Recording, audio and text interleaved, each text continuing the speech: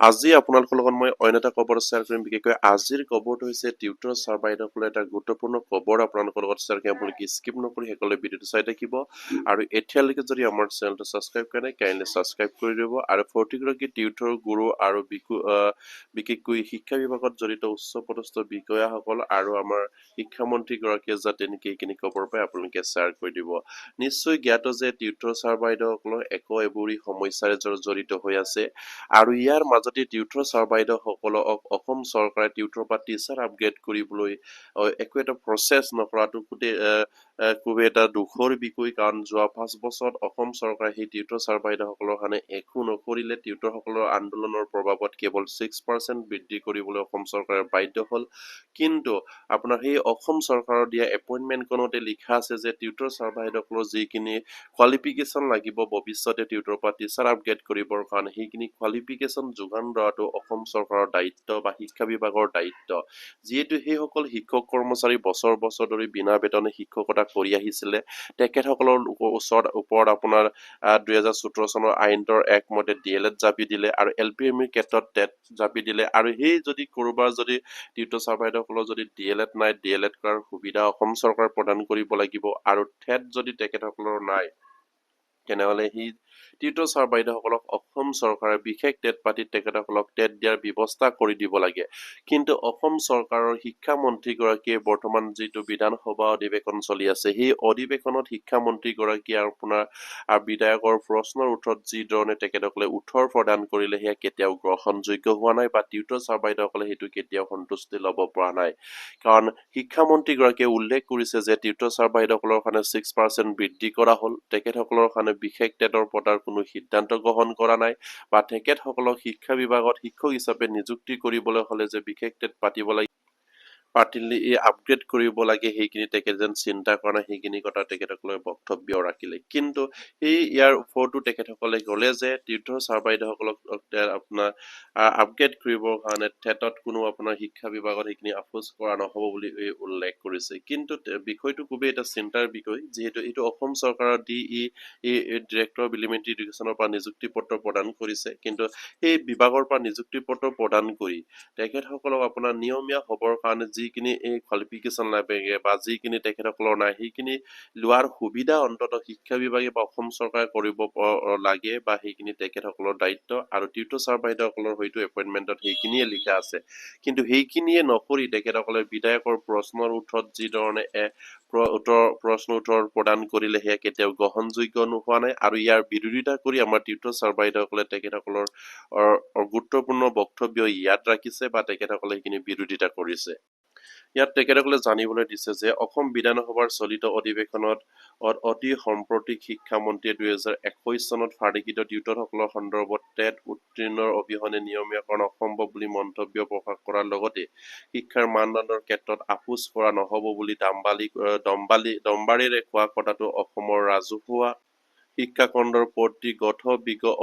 20-30 বছৰে শিক্ষক হিচাপে আৰু বৰ্তমান ফাৰ্ডিকিত টিউটৰসকলক হতস্তম্ভ কৰি তুলিছে শিক্ষামন্ত্ৰী শিক্ষকৰ যোগ্যতা সম্বন্ধীয় কেন্দ্ৰীয় আইন অনুসৰি থাকিব লগা শিক্ষাগত আৰু বৃত্তিগত যোগ্যতাসমূহ আহৰণ কৰাটো টিউটৰৰহে দায়িত্ব যেন সদনত বুজাব খোজা হৈছে আৰু ফাৰ্ডিকিকৰণৰ আইনৰ প্ৰতিটো ধাৰা উপধাৰাত মনত ৰখা শিক্ষামন্ত্ৰীয়ে কিছুমান ধাৰাৰ ক্ষেত্ৰত মৌন বা ফালৰি খাটি এই বিষয়টো এনেভাৱে উত্থাপন কৰিবলৈ চেষ্টা কৰিছে যেনে সেৱাকালীন টিউটৰক যোগ্যতা আহৰণ কৰাৰ আৰু সমস্ত দায়িত্ব টিউটৰসকলৰ নিজা চৰকাৰৰ কৰণীয় যেন একোৱে নাই আৰু শিক্ষামন্ত্ৰী সমস্যাটো পিঠি দি টিউটৰসকলৰ বঞ্চনা প্ৰাৰ্থনা কৰিব পাৰিব নেকি আৰু ফাৰ্ডিকিকৰণৰ আইনৰ নিৰ্দিষ্ট ধাৰা 17(1) অনুসৰি ফাৰ্ডিকিকৰণৰ আইন অনুসৰি ফাৰ্ডিকিকৰণৰ তাৰিখৰ পৰা 7 বছৰৰ ভিতৰত টিউটৰসকলৰ যোগ্যতা আহৰণত চৰকাৰৰ দয়াবদ্ধতা আৰু 2014 চনত অসম বিধানসভা দাখিল কৰা চেতক পত্ৰত উল্লেখ অনুসৰি উল্লেখিত যোগ্যতাসমূহ আহৰণৰ বাবে সুবিধা প্ৰদানৰ বিষয়টো বিগত দিনত নকৰি টিউটৰসকলক অৱসৰ দুৱাৰ দলিত উপনীত কৰাইছে আৰু শিক্ষামন্ত্ৰীয়ে ইচ্ছাকৃতভাৱে আইনৰ আৰু চেতক পত্ৰ সত্য কথাবোৰ ৰূপায়ণ নকৰি টিউটৰ উপক্ষেপন কৰিব পাৰিব কিন্তু অসমৰ ৰাজহুৱা শিক্ষাখণ্ডলৈ টিউটৰসকলে আগবঢ়োৱা অৱদান কেতিয়াও অস্বীকাৰ কৰিব নোৱাৰিব শিক্ষামন্ত্ৰী এনে সময়ত শিক্ষাৰ আৰু গুণগত মানদণ্ডৰ লগত টিউটৰ নিয়মীয়াকৰণৰ বিষয়টো একেবাৰে একাষাৰ কৰাটো তীব্ৰ প্ৰতিক্ৰিয়া প্ৰকাশ কৰি ভুক্তভোগী টিউটৰে তিনচুকীয়া প্ৰদীপ কুমাৰ মৰাণ, ডিব্ৰুগড় চৰিতা গগৈ আৰু গোলাঘাটৰ অতুল বৰাই কাকতলৈ দিয়া এক বিবৃতিত উল্লেখ কৰে যে শিক্ষামন্ত্ৰীয়ে ঠেটবিহীন টিউটৰসকলৰ ফাকে প্ৰশান্তে সাম্প্ৰতিক শিক্ষা ব্যৱস্থাৰ পৰা নিলগলৈ এক ধৰণৰ মৰ্যাদা হানি কৰাৰ লেভেল মাৰিবলৈ চেষ্টা কৰিছে বুলি অভিযোগ আনিছে আৰু ফাৰ্ডিকৃত টিউটৰসকলক বৰ্তমান গুণগত শিক্ষা ব্যৱস্থাৰ সৈতে জড়িত হৈ আহিছে আৰু গুণগত ব্যৱস্থাৰ প্ৰতি আপোচহীন আৰু বিগত দিনত অনুষ্ঠিত গুণোৎসৱত বহু বিদ্যালয়ে ভাল ফলাফল লাভ কৰিবলৈ সক্ষম হোৱাৰ পিছতো এনেধৰণৰ মন্তব্যৰ পৰা বিৰত থাকিবলৈ শিক্ষামন্ত্ৰীৰ প্ৰতি আহ্বান জনোৱাৰ লগতে উল্লেখ কৰে যে ৰাজ্যপালৰ অধিসূচনা অনুসৰি পূৰ্বৰ ধৰণে শিক্ষাদান কৰিবলৈ কোৱাৰ দৰে টিউটৰসকলে শিক্ষাৱৰ্তী হৈ আহিছে আৰু বিবৃতিত উল্লেখ কৰা যে প্ৰতিটো নিযুক্তিৰ সেই সময়ৰ শিক্ষা ব্যৱস্থা নিয়মৰ অধীন হয় আৰু বিদ্যালয় পৰিচালনা সমিতি বা গভৰ্ণিং বডিসমূহে 3 দশকৰ আগতে নিযুক্তি দিয়া আৰু শিক্ষক বিষয়াসকলক অনুপ্ৰদানৰ সময়ত টেট ব্যৱস্থা নাছিলেই আৰু এটা ব্যৱস্থাৰ দ্বাৰা নিযুক্তি এই প্ৰদান প্ৰক্ৰিয়া আন এটা ব্যৱস্থাৰ দ্বাৰা নাকচৰ পৰিঘটনাটো ভৱিষ্যতেও তেনে পৰম্পৰাগত বাট মুকলি কৰে আৰু ফাৰ্ডিকীকৰণৰ আইন নিয়মৰ শব্দ নাই আৰু উন্নীতকৰণ আছে আৰু শিক্ষামন্ত্ৰীয়ে নিয়মীয়াকৰণৰ ওপৰত গুৰুত্ব দি আইনমতে উন্নীতকৰণৰ বিষয়টো তল পেলাব খুজিছে আৰু অসমৰ ৰাজহুৱা শিক্ষাখণ্ডৰ প্ৰতি জীৱনৰ আহুতি দিয়াৰ টিউটৰসকলৰ আইনমতে দিব নোৱাৰা বস্তু বিচৰা নাই বৰঞ্চ কোনোদিনে নিবিচাৰা কেৱল 6% মজুৰি বৃদ্ধিৰ বাবে আইন সংশোধন গঠাই মজুৰি বৃদ্ধিৰ প্ৰসংগ আনিলেই এই বাৰ্ষিক 6% বিষয়টো সজোৱাৰ বক্তব্য ৰাখি সমস্যাৰ সামৰণি মাৰে আৰু প্ৰকৃততে যে এজন মধ্য ইংৰাজী বিদ্যালয়ৰ কৰ্মৰত টিউটৰ মাহিলী মজুৰি বা 12,000 টকাৰ সৈতে বাৰ্ষিক 6% বৃদ্ধি মানে আৰু 720 টকা যোগ হৈ মাহিলী মজুৰি 12,720 টকাহে হ'ব। খুবেই এটা পৰিতাপৰ বিষয়, খুবেই এটা দুখৰ বিষয়। অসম চৰকাৰৰ এটা গুৰুত্বপূৰ্ণ দায়িত্বত থকা মন্ত্ৰী এজনে ঠিক তেনেকৈ সদনত মন্তব্য ৰখাটো, কাৰণ তেখেতসকলে নিশ্চয়কৈ সেই টিউটৰ ছাৰ বাইদেউসকলৰ জীৱনৰ বিয়লি বেলাত বিবেচনা কৰিব লাগিছিলে। সেই টিউটৰ ছাৰ বাইদেউসকলৰ ফাৰ্ডিকীকৰণৰ আইনতে উল্লেখ কৰিছে যে টিউটৰ ছাৰ বাইদেউসকলক কোৱালিফিকেশ্যন দিয়াটো অসম চৰকাৰ শিক্ষা বিভাগৰ দায়িত্ব। তেখেতসকলক আপোনাৰ চৰকাৰ ট্ৰেকলৈ আনি এই সমস্যা সমাধানৰ প্ৰতিশ্ৰুতি প্ৰদান কৰিছিলে বৰ্তমানৰ মুখ্যমন্ত্ৰী, তেতিয়াৰ শিক্ষামন্ত্ৰী হৈ থাকোতে। কিন্তু সেইজন মুখ্যমন্ত্ৰীয়ে কিন্তু আজি সেই টিউটৰ ছাৰ বাইদেউসকলৰ সন্তাৰ বিষয়ববীয়াসকলক লগ দিবলৈ হয়তো তেখেতসকলৰ গোটেই সেই 5 বছৰ পাৰ হ'ল, আকৌ নতুনকৈ চৰকাৰ আহিছে, সেই সময়তো তেখেতসকলৰ হয়তো 5 মিনিট বা 5 ছেকেণ্ড সময় নহল। কিন্তু সেইটো এটা পৰিতাপৰ বিষয়। একেবাৰে তেখেতসকলে হয়তো ৰণকৌশল সৃষ্টি কৰি আপোনাৰ শিক্ষামন্ত্ৰীগৰাকী আৰু মুখ্যমন্ত্ৰীগৰাকীয়ে আলোচনা বিলোচনা কৰি আমাৰ সেই টিউটৰ ছাৰ বাইদেউসকলৰ জীৱন কেনেকৈ শেষ কৰিব পাৰে সেইখিনি চিন্তা চৰ্চা কৰিয়ে হয়তো আমাৰ মুখ্যমন্ত্ৰীগৰাকীও টিউটৰ ছাৰ বাইদেউসকলক লগ কৰাৰ পৰা বিৰত থাকিছে আৰু শিক্ষামন্ত্ৰীগৰাকীয়ে মুখ্যমন্ত্ৰীয়ে যি ধৰণে তেখেতসকলক হয়তো বক্তব্য ৰাখিবলৈ কয় ঠিক তেনেকৈ তেখেতসকলে সদনতো ৰাখি আহিছে বা টিউটৰ ছাৰ বাইদেউসকলক লগ কৰিলেও তেখেতসকলে কৈ আহিছে, কাৰণ শিক্ষামন্ত্ৰীগৰাকীৰ নিজাববীয়াকৈ কোনো এটা সিদ্ধান্ত গ্ৰহণ কৰিব নোৱাৰে। সেইখিনি কথা টিউটৰ ছাৰ বাইদেউসকলে যোৱা 5 বছৰতে গম পালে আৰু নতুনকৈ তেখেতেই আকৌ সেই শিক্ষামন্ত্ৰীৰ দায়িত্বত থাকি তেখেতসকলে আকৌ টিউটৰ ছাৰ বাইদেউসকলৰ বিষয়ে তেখেতসকলে বিভিন্ন ধৰণে হয়তো বুকিবলৈ আৰম্ভ কৰিছে। সেয়ে কেতিয়াও টিউটৰ ছাৰ বাইদেউসকলৰ কাৰণে সেইখিনি গ্ৰহণযোগ্য হোৱা নাই, কাৰণ তেখেতে ভাবিব লাগিছিলে তেখেতৰ বিভাগত সেই সমস্যাটো পৰি আছে। শিক্ষা বিভাগৰ এটা গুৰুত্বপূৰ্ণ সমস্যা টিউটৰসকলৰ, কাৰণ ডিৰেক্টৰ অফ এলিমেণ্টাৰী এডুকেশ্যনৰ পৰা তেখেতসকলক নিযুক্তি প্ৰদান কৰিছে। সেই শিক্ষা বিভাগৰ দায়িত্বত থকা বিষয়াসকলে অন্ততঃ শিক্ষামন্ত্ৰীগৰাকীক বুজাব লাগে যে সেই আমাৰ যিসকল টিউটৰ ছাৰ বাইদেউসকল আছে তেখেতসকলক আমি উদ্ধাৰ কৰিবৰ কাৰণে তেখেতসকলৰ কাৰণে হয়তো ডেপুটেশ্যনত DLEDৰ ব্যৱস্থা কৰিব লাগে LPMৰ ক্ষেত্ৰত, আৰু তেখেতসকলক টেট লোৱাৰ এটা সুবিধা প্ৰদান কৰিব লাগে। কিন্তু হাইস্কুল আৰু হাই ছেকেণ্ডাৰী ক্ষেত্ৰতে কেৱল ডেপুটেশ্যনত BEd কৰাৰ সুবিধা প্ৰদান কৰি সেই LPMৰ ক্ষেত্ৰত অসম চৰকাৰে কিয় মাধমাৰ সৃষ্টি কৰি ৰাখিছে, সেয়া কেতিয়াও গ্ৰহণযোগ্য হোৱা নাই আৰু ইয়াৰ প্ৰতিবাদত আজিৰ এই নিউজ পেপাৰখনত সেইখিনি উল্লেখ কৰিছে যে অসম চৰকাৰৰ যিজন শিক্ষামন্ত্ৰীগৰাকী তেখেতসকলে হয়তো শিক্ষা বিভাগৰ দায়িত্বত থাকি সেইখিনি সমস্ত উদ্ধাৰ কৰা এটা চিন্তা কৰিব লাগিছিলে, কিন্তু তেখেতসকলে যেন টিউটৰৰ সমস্যাটো ইয়াতে সমাধা হ'ল বুলি তেখেতসকলে সেইখিনিৰ পৰা হয়তো বিৰত থাকিব বিচাৰিছে। কিন্তু আমাৰ টিউটৰ ছাৰ বাইদেউসকলে কিন্তু সেইটো কেতিয়াও হ'বলৈ নিদিব। আৰু টিউটৰ ছাৰ বাইদেউসকলে যদি অসম চৰকাৰে যদি নিৰপেক্ষভাৱে টিউটৰ ছাৰ বাইদেউসকলৰ সমস্যা সমাধানৰ কথা যদি চিন্তা নকৰে, তেনেহ'লে সেই টিউটৰ ছাৰ বাইদেউসকলে হয়তো ৰাজপথলৈ ওলাই আহিবলৈ বাধ্য হ'ব। কাৰণ যোৱা 5 বছৰ তেখেতসকলে ৰাজপথত ওলাই আহি অসম চৰকাৰে সেও মানি কেৱল 6% বৃদ্ধি কৰিবলৈ বাধ্য হ'ল। কিন্তু সেই ইয়াৰ আৰু ওপৰতো তেখেতসকলে এতিয়া ভাবিছিলে যে অসম চৰকাৰে হয়তো আলোচনাৰ মাজেদি সেই সমস্যাবিলাক সমাধা হ'ব, কিন্তু এতিয়া শিক্ষামন্ত্ৰীগৰাকীয়ে সদনত যিখিনি মন্তব্য আগবঢ়ালে ইয়াৰ পৰা বুজা গ'ল যে টিউটৰ ছাৰ বাইদেউসকলে যদি প্ৰতিবাদ নকৰে তেনেহ'লে সেইখিনি কাম অসম চৰকাৰে বা শিক্ষামন্ত্ৰীগৰাকীয়ে নকৰে। আৰু মুখ্যমন্ত্ৰীক যিদিনালৈকে আমাৰ টিউটৰ কেন্দ্ৰীয় কমিটিৰ বিষয়ববীয়াসকলে লগ কৰিব নোৱাৰে তেতিয়ালৈকে টিউটৰ ছাৰ বাইদেউসকলৰ সমস্যাটো সমাধান নহয়। আৰু সেইবাবে হয়তো সেই মুখ্যমন্ত্ৰীগৰাকীও টিউটৰ ছাৰ বাইদেউসকলৰ সন্ধানৰ পৰা হয়তো পলাই পৰিছে, কাৰণ তেখেতসকলক লগ দিবলৈ তেখেতসকলৰ সময় নাই। তেখেতক অফিচিয়েলি যোগাযোগ কৰিছে, ফিজিকেলি তেখেতসকলক লগ কৰিবৰ কাৰণে তেখেতসকলক আবেদন কৰিছে, কিন্তু তেখেতসকলে এইখিনি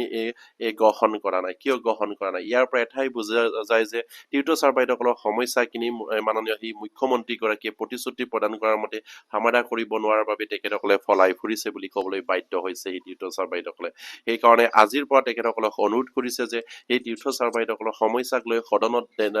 বিৰূপ মন্তব্য নকৰিবলৈকো হয়তো শিক্ষামন্ত্ৰীগৰাকীক সেই টিউটৰ ছাৰ বাইদেউসকলে আহ্বান জনাইছে। কাৰণ তেখেতসকলে যিধৰণে সদনত তেখেতসকলে মন্তব্য কৰিছে, কিন্তু টিউটৰ ছাৰ বাইদেউসকলে সেইমতে মন্তব্য কৰিলে তেখেতসকলৰ সমস্যাটো সমাধান নহ'ব বুলি তেখেতসকলে হয়তো গোটেই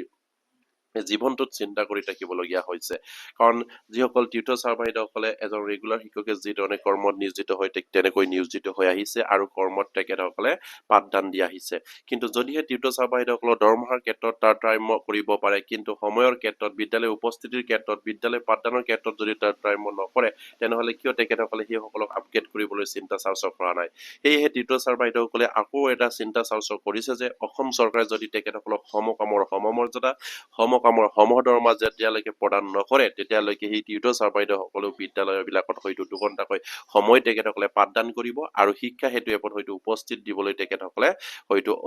আপোনাৰ বিৰত থাকিব। কাৰণ তেখেতসকলৰ সমস্যাৰ প্ৰতি অসম চৰকাৰে যদি গুৰুত্ব প্ৰদান নকৰে, তেনেহ'লে সেই টিউটৰ ছাৰ বাইদেউসকলে কেনেকৈ সমস্যা সমাধান হ'ব? সেই টিউটৰ ছাৰ বাইদেউসকল আজি তেখেতসকলৰ বছৰ বছৰ ধৰি শিক্ষকতা কৰাৰ পাছত তেখেতসকলে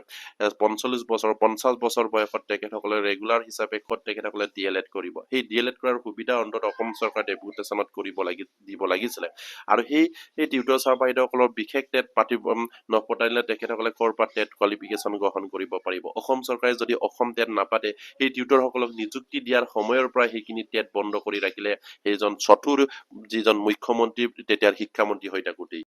আৰু অন্তত মুখ্যমন্ত্ৰী তেতিয়াৰ শিক্ষামন্ত্ৰী হৈ থাকোঁতে সেই টিউটৰ ছাৰ বাইদেউসকলক নিযুক্তিৰ সময়ত কি ধৰণে প্ৰতিশ্ৰুতি প্ৰদান কৰিছিলে সেইখিনি অন্তত তেখেতসকলে এবাৰ চিন্তা কৰিব লাগিছিলে, এবাৰ মনত পেলাব লাগিছিলে। আৰু মনত পেলাই এই টিউটৰ ছাৰ বাইদেউসকলৰ সমস্যাৰ প্ৰতি সজাগ হৈ তেখেতসকলৰ সমস্যাখিনি সমাধা কৰা এটা চিন্তা চৰ্চা কৰিব লাগিছিলে। যদিহে তেখেতসকলক DLED লাগে, DLED ডেপুটেশ্যনত কৰাৰ সুবিধা প্ৰদান কৰিব লাগিছিলে। যদিহে তেখেতসকলৰ আপোনাৰ টেট লাগে, তেনেহ'লে টেট দিয়াৰ এটা ব্যৱস্থা কৰি দিব লাগিছিলে অসম চৰকাৰ। কিন্তু সেইটোৱে নকৰি এতিয়া সদনত কোনোবা এজন যদি বিধায়কে যদি প্ৰশ্ন উত্তৰ কৰে, শিক্ষামন্ত্ৰীগৰাকীয়ে তাৰ পৰা পালৰি কাটি তেখেতসকলৰ মনত যিটো আহে সেইখিনিকে যদি বকি থাকে, তেনেহ'লে কেতিয়াও সেই টিউটৰ ছাৰ বাইদেউসকলৰ কাৰণে গ্ৰহণযোগ্য নহয়। যদিহে তেখেতসকলৰ কাৰণে এনেকৈ যদি আপোনালোকে মন্তব্য কৰি ৰাখে, তেনেহ'লে তেখেতসকলক বিদ্যালয়ৰ সময়ৰ উপস্থিতিৰ ক্ষেত্ৰত কিয় বাধ্যতামূলক কৰিছে? তেখেতসকলক কিয় আপোনাৰ আৰু সেই ৰেগুলাৰ শিক্ষকে যিধৰণে কৰ্মত নিয়োজিত হৈ গোটেই দিনটোত বিদ্যালয়ত থাকিব লাগে, ঠিক তেনেকৈ কিয় তেখেতসকলক থাকিবলৈ দিছে? কাৰণ তেখেতসকলৰো এটা পৰিয়াল আছে। সেই পৰিয়ালৰ ক্ষেত্ৰত তেখেতসকলে সেইখিনি দৰমহাৰ পৰা কেতিয়াও চলিব নোৱাৰে আৰু সেইবাবে তেখেতসকলে প্ৰতিবাদ কৰিছে। যদিহে চলিব পাৰিলেহেঁতেন, তেখেতসকলে কেতিয়াও প্ৰতিবাদ নকৰিলেহেঁতেন। তেখেতে কেতিয়াও আপোনাক আহ্বান নকৰিলে যেন আমাৰ সেই টিউটৰ ছাৰ বাইদেউসকলৰ দৰমহাটো বৃদ্ধি কৰক বা তেখেতসকলক ৰেগুলাৰ কৰক বুলি কেতিয়াও আপোনালোকক আহ্বান নকৰিলেহেঁতেন। আৰু সেয়ে এটা দুখৰ বিষয়, শিক্ষামন্ত্ৰী হৈ হিচাপে শিক্ষা বিভাগৰ দায়িত্বসমূহ আপুনি সম্পূৰ্ণৰূপে যদি সমাধানৰ এটা যদি আপুনি সঠিক এটা উপায় যদি বিচাৰি নুলিয়াকৈ আপোনালোকে যদি এনেদৰে মন্তব্য কৰি ৰাখে তেনেহলে টিউটৰ ছাৰ বাইদেউসকলে নিশ্চয়কৈ ৰাজপথলৈ ওলাই আহিবলৈ বাধ্য হ'ব আৰু ইয়াক বাধ্য কৰাব আপোনাৰ এইজন শিক্ষামন্ত্ৰী যিজন শিক্ষামন্ত্ৰী হিচাপে যোৱা 5 বছৰত যি ধৰণৰ মন্তব্য কৰি ৰাখিলে নিজাববীয়াকৈ এইটো একো এটা সিদ্ধান্ত গ্ৰহণ কৰিব নোৱাৰে ঠিক সেইমতে এতিয়া আকৌ সেইখিনি কথাকে দুৱৰাই আকৌ আৰম্ভ কৰিব লৈছে সেই 5 বছৰো যেন তেখেতসকলে সেইদৰে সামৰিব আৰু সেইবাবে টিউটৰ ছাৰ বাইদেউসকলৰ সজাগ খবৰ হ'ল আপোনালোকে প্ৰতিবাদী কাৰ্যসূচী ৰূপায়ণ কৰক অন্যথা আপোনালোকৰ সমস্যাটো যে সহজভাৱে অসম চৰকাৰে সমাধান কৰিব সেইখিনি কোনো এটা আমি দেখিবলৈ পোৱা নাই কাৰণ তেখেতসকলে কয় সেই টিউটৰ ছাৰ বাইদেউসকলৰ কাৰণে ডিএলএড লাগে তেনেহলে ডিএলএড কিয় ডেপুটেশ্যনত কৰাৰ সুবিধা প্ৰদান নকৰে আৰু সেইসকলক আপোনাৰ টিউটৰ পৰা টিচাৰ আপগ্ৰেড কৰিব লাগে টেট লাগে তেনেহলে টেট দিয়াৰ ব্যৱস্থা কিয় অসম চৰকাৰে নকৰিলে অসম চৰকাৰে সেই যোৱা 5 বছৰটোত কিয় টেট বন্ধ ৰাখিলে আৰু এতিয়া নতুনকৈ তেখেতসকলৰ চৰকাৰ গঠন হৈছে এতিয়া কিয় টেট পতাৰ সিদ্ধান্ত গ্ৰহণ কৰা নাই এই সকলোবোৰৰ পৰা চিন্তা চৰ্চা কৰি চালে নিশ্চয়কৈ আমি বুজিব পাৰো যে সেই আমাৰ বৰ্তমানৰ যিজন মুখ্যমন্ত্ৰী তেতিয়া শিক্ষামন্ত্ৰী হৈ থাকোতে তেখেতসকলে চতুৰালি হিচাপে যিখন আইন বনালে 2017 চনৰ আইন সেই আইনখনত তেখেতসকলে এই টিউটৰ ছাৰ বাইদেউসকলৰ মাজত কি তেখেতসকলৰ খাজিয়া হ'ল তেখেতসকলে কিয় এনেধৰণে সেই টিউটৰসকলক জীৱন শেষ কৰিবৰ কাৰণে এইখন আইন বনালে সেও এটা চিন্তাৰ বিষয় কাৰণ সেই টিউটৰ ছাৰ বাইদেউসকলে মাননীয় মুখ্যমন্ত্ৰী হিচাপে তেখেতসকলক যিমান ভাল পায় কিন্তু সেই মুখ্যমন্ত্ৰী গৰাকীয়ে যেন সেই টিউটৰ ছাৰ বাইদেউসকলক ভাল নাপায় সেয়া অনুমান হৈছে কাৰণ সন্থাৰ আৰু বিষয়ববীয়াসকলক যোৱা 5 বছৰত এবাৰো লগ নিদিলে আৰু বৰ্তমানো তেখেতসকলক লগ কৰিবৰ কাৰণে নিবেদন কৰিছে কিন্তু এতিয়ালৈকে লগ দিয়াৰ আৰু হয়তো সুযোগ প্ৰদান কৰা নাই আৰু টিউটৰ ছাৰ বাইদেউসকলৰ সমস্যাখিনি ক'ত প্ৰকাশ কৰিব যদি অসমৰ অভিভাৱক হিচাপে দায়িত্বত থকা মুখ্যমন্ত্ৰী গৰাকীয়ে যদি সেইখিনি শুনিবলৈ নিবিচাৰে আৰু যিজন শিক্ষা বিভাগৰ অভিভাৱক হিচাপে দায়িত্ব প্ৰদান কৰিছে সেই শিক্ষামন্ত্ৰী গৰাকীৰ কোনো কাম নাই বুলি বৰ্তমান টিউটৰ ছাৰ বাইদেউসকলে ভাবিবলৈ বাধ্য হৈছে কাৰণ তেখেতসকলে নিজাববীয়াকৈ কোনো এটা প্ৰতিশ্ৰুতি প্ৰদান কৰিব নোৱাৰে যোৱা 5 বছৰত তেখেতসকলে নিজাববীয়াকৈ এটা গুৰুত্বপূৰ্ণ প্ৰতিশ্ৰুতি প্ৰদান কৰিছিলে টিউটৰ ছাৰ বাইদেউসকলৰ দৰমহা বোলে তেখেতসকলৰ আপোনাৰ 25,000লৈকে বৃদ্ধি কৰাৰ সিদ্ধান্ত গ্ৰহণ কৰিছে শেষত কিন্তু সেইজন শিক্ষামন্ত্ৰীৰ যিটো প্ৰতিশ্ৰুতি সেইখিনি মিছাত পৰিণত হ'ল আৰু সেই তেতিয়াৰ পৰাই সেই টিউটৰ ছাৰ বাইদেউসকলে ভাবিবলৈ বাধ্য হ'ল যে সেইজন শিক্ষামন্ত্ৰীৰ কোনো এটা নিজাববীয়াকৈ সিদ্ধান্ত গ্ৰহণ কৰিব পৰা তেখেতৰ আপোনাৰ শক্তি নাই আৰু সেইবাবে তেখেতসকলে সদনত বা অন্য এটা প্লেজত তেখেতসকলে বিভিন্ন ধৰণে মন্তব্য আগবঢ়াই ঘূৰি ফুৰে আৰু সেইবাবে টিউটৰ ছাৰ বাইদেউকেইটা ক'বলৈ বাধ্য হৈছে যে সেইজন শিক্ষামন্ত্ৰী যিজন শিক্ষামন্ত্ৰী মাননীয় মুখ্যমন্ত্ৰীয়ে যিটো নিৰ্দেশ দিয়ে সেইমতে কাম কৰিব পাৰে আৰু তেখেতৰ লগতো যেন আলোচনা কৰি টিউটৰ সমস্যাটো সমাধান কৰাৰ কোনো শক্তি নাই আমাৰ বৰ্তমানৰ শিক্ষামন্ত্ৰী গৰাকীৰ আৰু সেইবাবে টিউটৰ ছাৰ বাইদেউসকলে যদিহে অসম চৰকাৰৰ শিক্ষা বিভাগৰ দায়িত্বত থকা আৰু শিক্ষামন্ত্ৰী আৰু মুখ্যমন্ত্ৰী হিচাপে যিসকল দায়িত্বত আছে তেখেতসকলে সেই সমস্যাখিনিৰ প্ৰতি যদি গুৰুত্ব প্ৰদান নকৰে তেনেহলে তেখেতসকলে নিশ্চয়কৈ আকৌ সেই তেখেতসকলৰ সমস্যাৰ পৰা পৰিত্ৰাণ পাবলৈ তেখেতসকলে আন্দোলনমুখী হ'ব আৰু সেইবাবে টিউটৰ ছাৰ বাইদেউসকলে অনুৰোধ কৰিছে আৰু যদি সেইমতে যদি ৰাখিব বিচাৰিছে তেনেহলে সেই টিউটৰ ছাৰ বাইদেউসকলে বিদ্যালয়ৰ শিক্ষাৰ্থীৰ পৰা উপস্থিত দিয়াৰ পৰা বিৰত থাকিব আৰু তেখেতসকলৰ যিখিনি সময় সেই সময়খিনি তেখেতসকলে নিশ্চয়কৈ সেই যিখিনি এই দৰমহা প্ৰদান কৰিছে সেই দৰমহা প্ৰদান কৰাৰ